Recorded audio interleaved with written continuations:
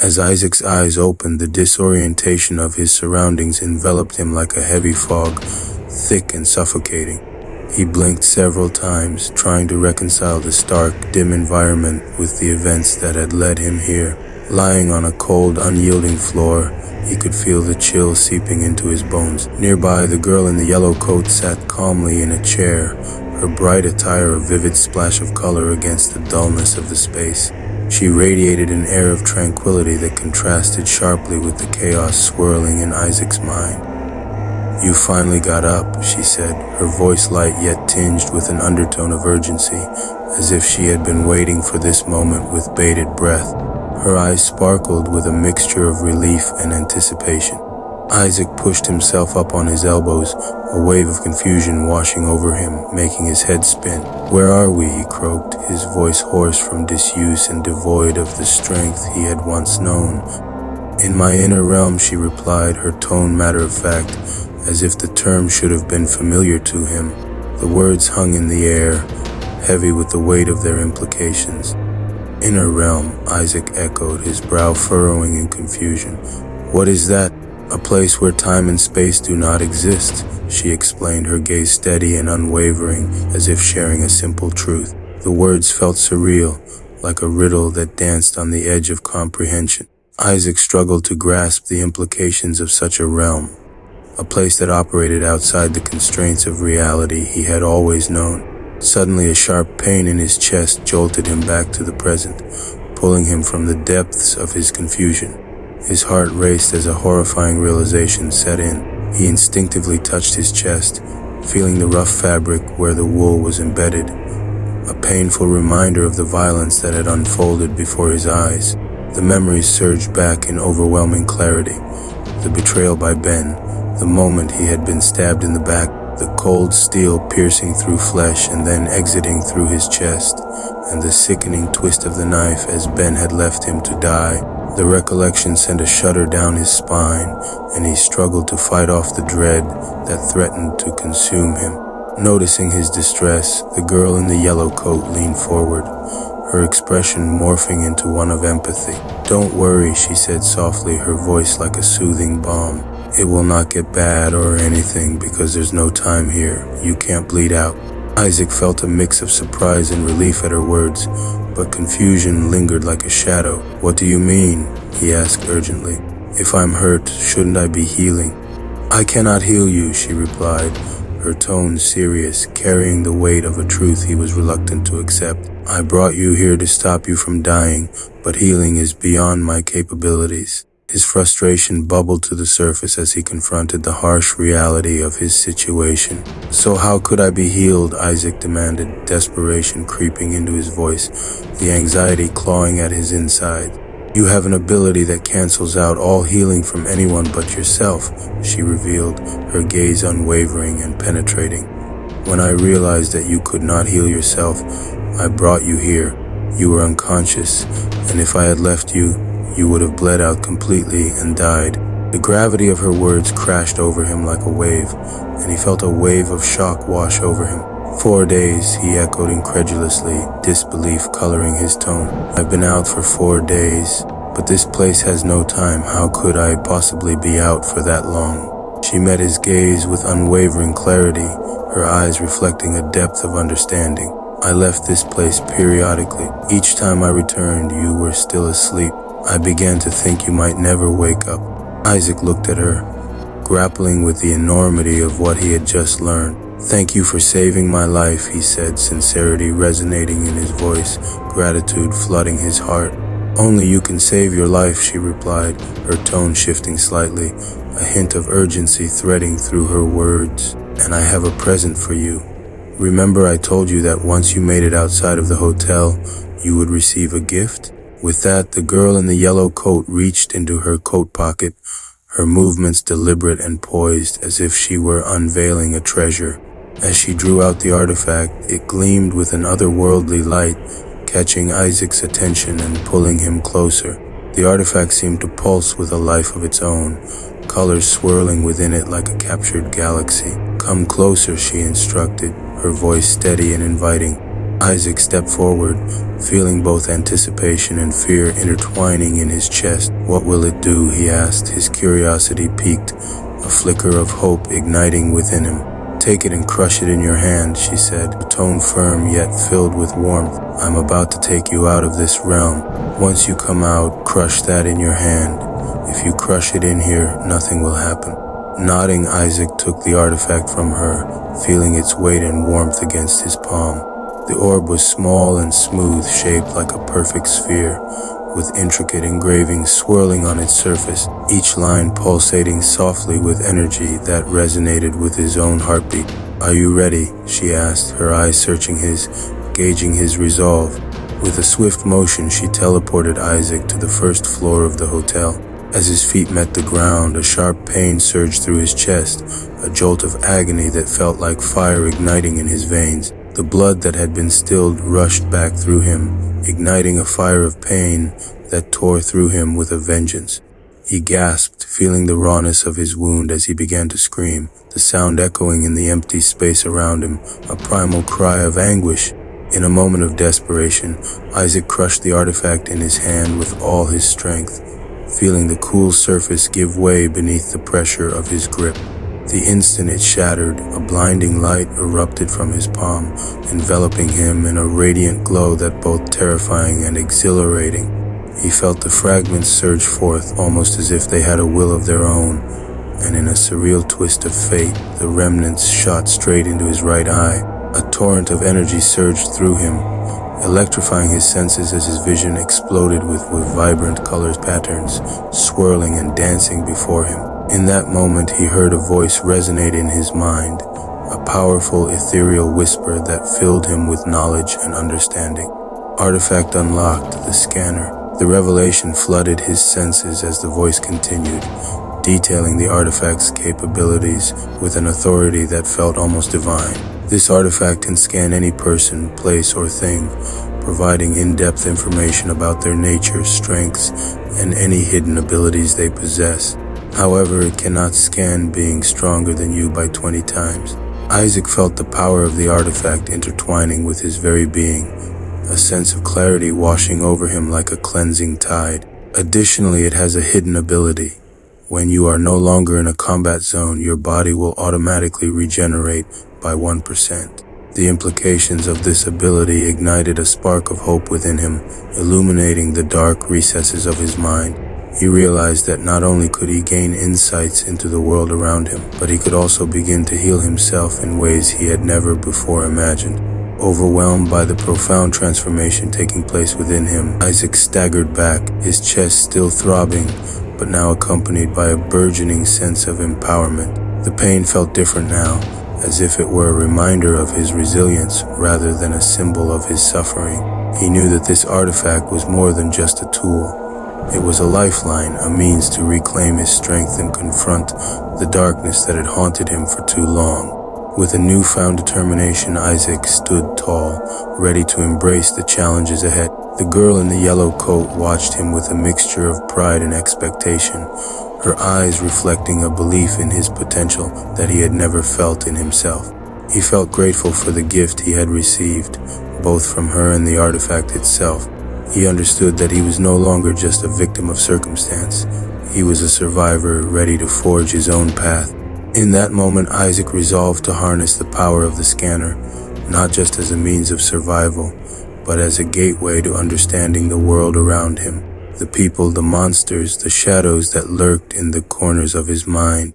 He would use it to confront his past, to seek vengeance against those who had wronged him. The girl in the yellow coat, Lucy, turned to Isaac, her bright eyes shimmering with an intensity that spoke of her understanding of the weight they both carried. "Wait until you're fully recovered," she advised, her voice steady yet imbued with urgency. "Oh, and scan yourself." Isaac felt a blend of curiosity and trepidation brewing within him. "How do I do that?" he asked, eager to delve deeper into the capabilities of his newly acquired artifact, the Eye of True. "Close your eyes and say scan," she instructed, her tone encouraging, almost maternal. Taking a deep breath to calm the tumult rising in his chest, Isaac followed her guidance, shutting his eyes tightly and uttering the command. The moment he spoke the word scan, a melodic chime resonated in his mind, the familiar sound of his system awakening to life. Your artifact is being absorbed, 30 minutes until completion. The seconds felt like hours as anticipation hung thick in the air. A moment later, the system continued, providing crucial information that sent a jolt of hope through him. Scanning complete. Health is at 30% out of 1,000. You will be healed within 1 hour. Isaac exhaled, relief flooding through him at the prospect of recovery. Yet his mind was still a whirlwind of thoughts and emotions. The system chimed in again, this time offering him an unexpected lifeline. You can upgrade your artifact. You have 1 green crystal and 800 white crystals. Would you like to proceed with the upgrade to expedite the healing process? Without a moment's hesitation, Isaac commanded, "Yes, do it." Lucy observed him with a knowing smile, her demeanor radiating confidence. The artifact you hold is called the Eye of Truth. Only 2 of these exist in the entire realm. If you ever run into someone else with the other, be extremely defensive. To unlock its true power, you need both artifacts, and the only way for someone to take it from you is by killing you. Isaac absorbed her words, each syllable sinking deep into his consciousness. The memories of Ben's betrayal surged back, the visceral pain of that fateful encounter playing like a haunting film reel in his mind. But he pushed those thoughts aside, focusing instead on Lucy's wisdom. Leaning in closer, she lowered her voice to a conspiratorial whisper, as if revealing a sacred truth. "There are a few things you must understand about this world," she began, her bright gaze piercing through the shadows. "First, not every human is good. Second, not every monster is bad. Third, if you let it, this world will eat you alive. And finally, if you ever see anyone else in a yellow coat, a bright red coat, or all black, run." Isaac's brow furrowed at the gravity of her warning, each word echoing with urgency. "Why should I run?" he asked, his voice barely above a whisper. "By the way," she continued, her tone shifting slightly, "my name is Lucy, and I'm a person of yellow." She paused, letting her words settle. "If you encounter another person of yellow under good circumstances, do not tell them my name or where you met me. Those good circumstances can turn bad very quickly, and you may lose your life."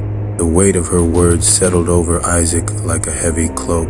He felt the gravity of his situation, the fragility of alliances in this unpredictable world. As the minutes ticked by, Lucy guided him through the complexities of their realm, the dangers lurking in the shadows, the shifting nature of trust, and the precarious balance between light and darkness. After what felt like an eternity, the system chimed again, breaking through the haze of his thoughts. "Artifact absorbed, you are now fully healed." Lucy's expression brightened, a flicker of pride illuminating her features. "There's one more thing I need to tell you. Show me your life weapon." Isaac felt a strange warmth envelop his hands, a burning sensation that made his skin tingle with energy. To his amazement, metal began to flow from his fingertips, a molten liquid coiling around his hands and extending up his arms. The sensation was both exhilarating and terrifying as the metal formed intricate patterns across his skin, a living testament to his newfound power. Lucy reached into her pocket and handed him a vibrant red crystal, its surface gleaming with an alluring intensity. "This is a second prize for making it out of the hotel," she explained, her tone serious. Isaac's brow furrowed as he recalled the strong zombie he had encountered earlier, the one that had wielded a similar gem. "If I break this, it will attract a lot of zombies, right?" he asked, concern creeping into his voice. Lucy shook her head, her expression steely. "No, it depends on the species that breaks it. Zombie, humans, monsters, demons, and even angels. When we break it or consume it, the outcomes vary based on the entity involved. The consequences can be unpredictable and potentially deadly." With a sense of urgency, she instructed him again. "Break it while your powers are activated." Gathering his resolve, Isaac crushed the crystal in his hands. As he did, the heat intensified, and the metal that had enveloped his arm surged, extending all the way to his shoulders. He reveled in the power coursing through him, a symphony of heat and strength that made him feel invincible, a warrior reborn from the ashes of his former self. "This is a secret that many do not know," Lucy cautioned, her voice laced with gravity. "Do not tell others how to strengthen their abilities. You might regret it." Isaac nodded, the importance of her warning resonating deep within him. The bond they shared felt profound, and he recognized that the knowledge he was gaining was both a gift and a responsibility he could not take lightly. "Well, Isaac," Lucy said, her tone shifting back to a lighter note, "I'm going back to sleep. Whenever you become stronger, come back to this place. We are friends now." Isaac felt a surge of warmth at her words. Without thinking, he stepped forward and wrapped his arms around her in a hug, feeling the comfort of her presence.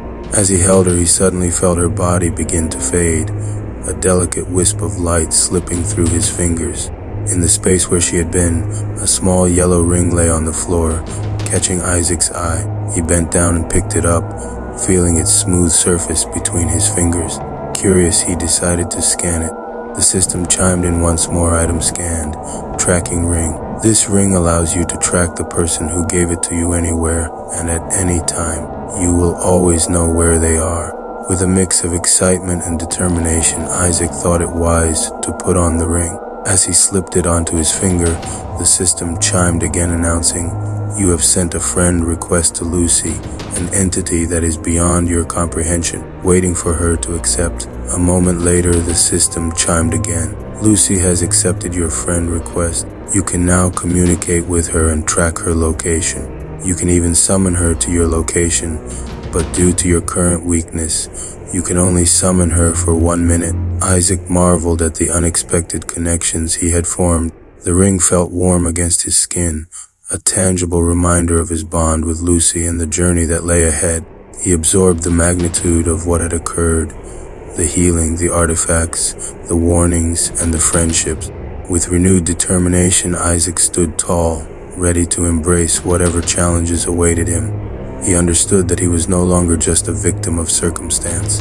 He was now a player in a grand game, armed with newfound abilities and allies. As he prepared to step into the unknown, the weight of his past mingled with the thrill of potential futures, igniting a flicker of hope within him, one that propelled him forward into the depths of a world filled with possibilities. But as he took a deep breath, ready to venture forth, a thought struck him.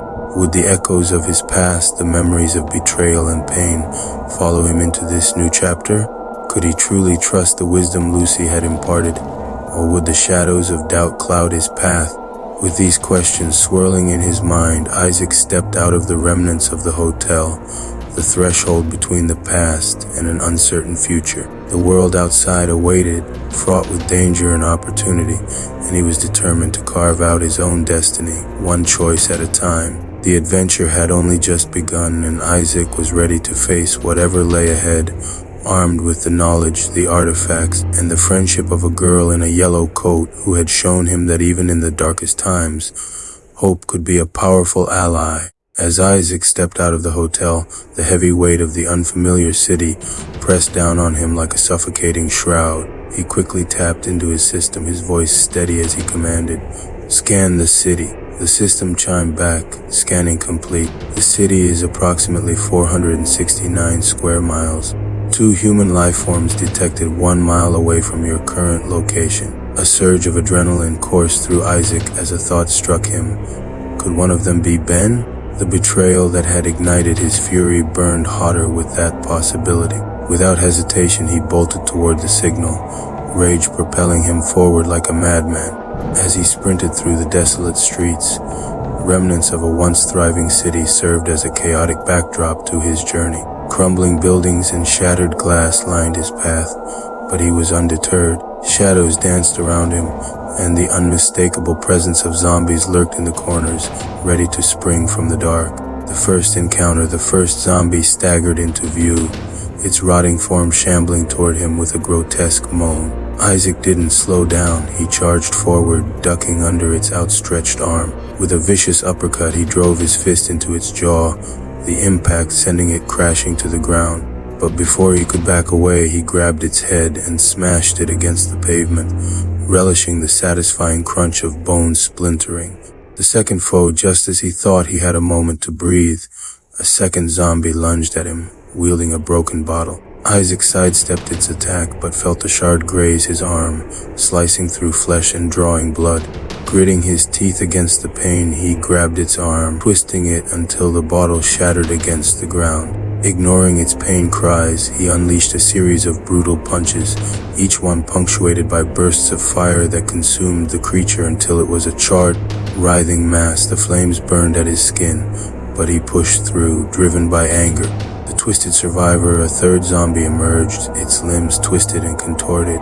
Isaac met its advance with fierce determination, igniting his fists in flames. He tackled the creature, driving it into the wall, but the impact jarred him. He felt a sharp pain in his side as his ribs protested.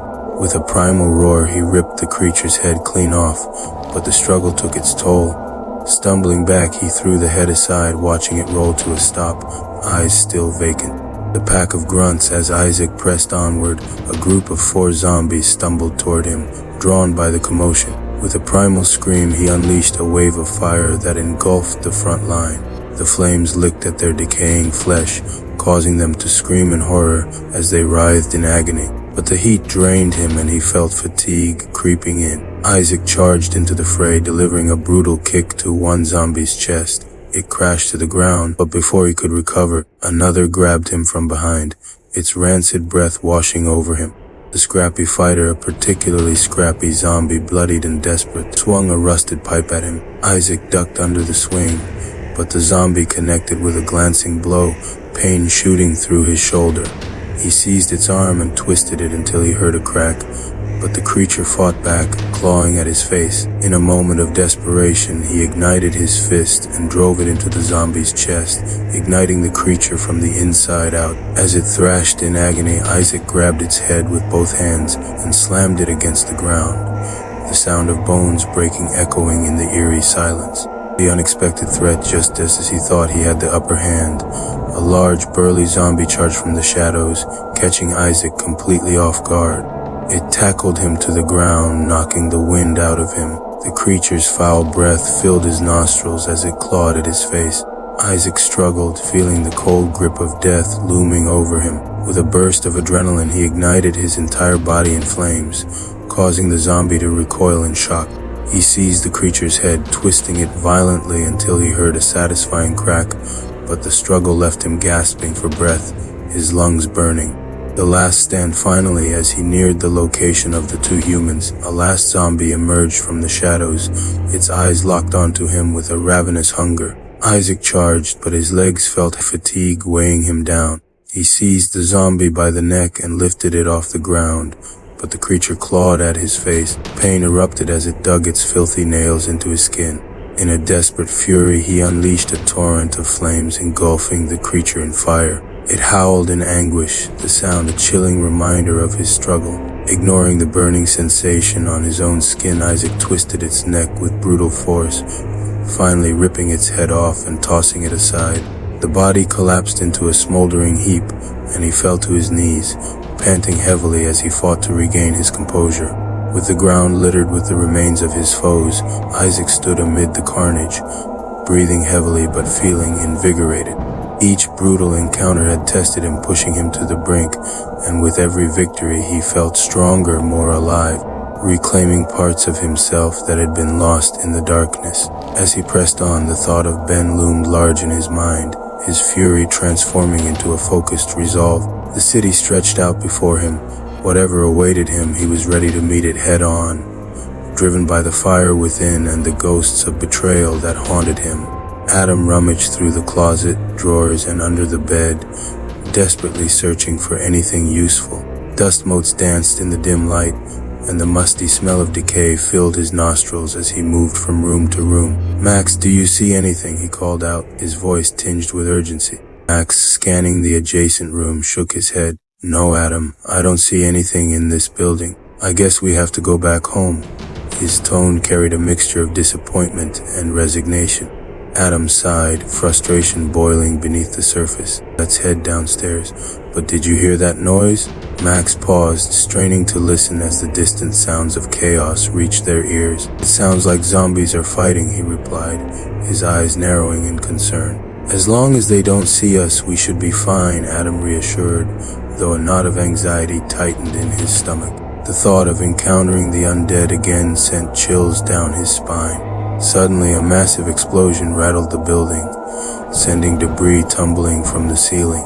The ground shook beneath their feet as dust and plaster fell like rain. "Run and hide," Max shouted, his voice laced with panic. They bolted for a nearby door, hearts racing like drums in their chest.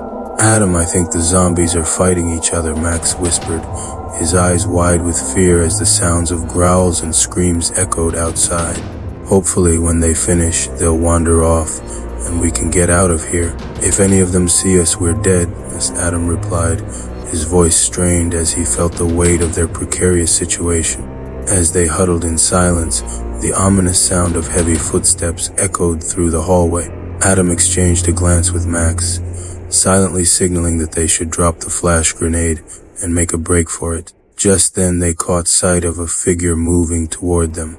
Max hesitated, his instincts screaming at him to be careful. He signaled again, asking if they should approach the stranger. Meanwhile, Isaac, battered and weary, stumbled into view. His body was covered in scratches and bruises, and fatigue weighed heavily on him. His system alerted him to the presence of two humans nearby. Exhausted, he sank down onto the ground in the middle of the street, leaning against the crumbling wall for support. Max and Adam stayed hidden, unsure of how to proceed. "Y'all can come out, there are no zombies over here," as Isaac called out, his voice hoarse but reassuring like a beacon in the darkness. Cautiously, Adam and Max emerged from their hiding spot, moving toward Isaac. Max kept his hand on his gun, ready to react to any sudden movements, while Adam subtly positioned his hand near the flash grenade, prepared for the worst. As they approached, Max asked, "Who are you?" "I'm Isaac," he replied, looking up at them with weary eyes that spoke of battles fought and lost. "I don't know who I was. I woke up with no memory." Adam frowned, concern creeping in. "So you don't know who you are?" Isaac nodded, his expression somber. "Yes, so how do you know your name is Isaac?" Adam pressed, curiosity piqued. Isaac glanced at them both. "I have a system." Just then, a large screen materialized above him, displaying various data and stats that flickered ominously. The sight shocked both Max and Adam, their eyes widening in disbelief. Max's jaw dropped. "Oh shit, you're a higher human." "Yes," Isaac confirmed, his exhaustion evident. He rubbed his temples, trying to stave off the impending headache. "But I'm kind of tired. I've been fighting my way here." Max and Adam exchanged glances, processing the revelation. "There's a town nearby full of higher humans. If you want, we can take you there first," Max offered, his tone shifting to one of cautious hope. "All right," Isaac replied, a flicker of hope igniting within him. 1 hour later, the three of them were speeding down the deserted road in Adam's car, the engine roaring as they navigated through the chaos surrounding them. The air was thick with tension, a palpable reminder of the dangers lurking just beyond the shattered windows. "The town has a barrier," Max explained, his eyes fixed on the road, scanning for any signs of trouble. "For you to get in, you have to give them a crystal. The higher humans will check you. We don't know how it works because we're not higher humans." Isaac nodded, absorbing the information, feeling the weight of the unknown pressing down on him. His voice was steady, but inside, a storm of uncertainty brewed. The tension in the car was palpable as they sped toward their destination. Adam glanced at Isaac, who seemed lost in thought, his gaze distant. Then he exchanged a wary look with Max, the unspoken understanding of their fragile alliance hanging in the air. "What if they don't accept you?" Adam finally asked, his voice breaking the silence. "What if they see you as a threat?" Isaac shrugged, the action looking heavier than it should with his injuries. "I have to take that chance. I don't know who I am or what I'm capable of, but I can't go back to wandering aimlessly." Max nodded, his grip tightening on the steering wheel. "We'll figure it out together." As they approached the outskirts of the town, the towering barrier came into view, a massive wall of reinforced steel and concrete gleaming ominously under the fading sunlight. Isaac felt a mix of hope and dread. Whatever challenges awaited them, they were determined to face them together, clinging to the fragile bond forged in the chaos of their shattered world. The road ahead was uncertain, but with each passing moment, they grew stronger as a unit, ready to confront whatever lay beyond the barrier. Thank you everyone who watched the videos I put out. Eventually, I will try to find a graphic designer to animate the stories so I can bring you a better visual of the stories that I create. I'm trying to bring all the stories to life. Hopefully that will give y'all a better visual. If you like original stories, this is a channel for you. Thank you again. Can you like and subscribe? And if you can please leave a comment, I would really appreciate it.